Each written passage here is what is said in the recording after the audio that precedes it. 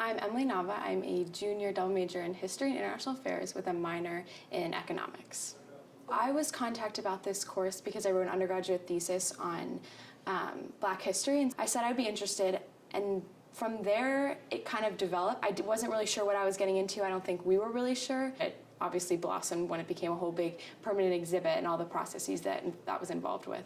So for the first semester, I would just say the nature of my work was archiving, so doing a ton of different research, going to different libraries and sources and kind of compiling it into a summary.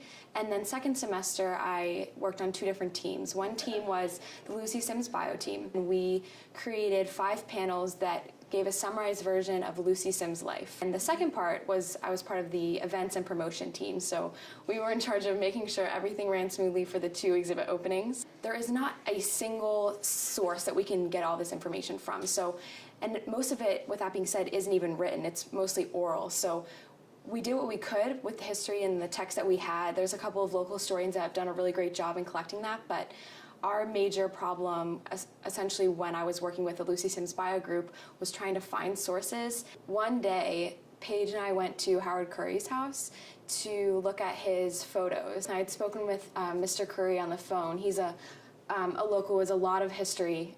We were just kind of talking about going and scanning pictures, and so I think Paige and I envisioned, we'd walk into his house and there would be just a couple of photo books of us to just scan and leave. But he insisted on explaining each and every picture. So we not only got a lot of local history, but personal history, anecdotes, and things like that, and that's kind of what made it come alive. So I think my favorite takeaways was the whole transition, was having a background in history and then finding where that made a stand in my local community now, and trying to make an impact and get that story told.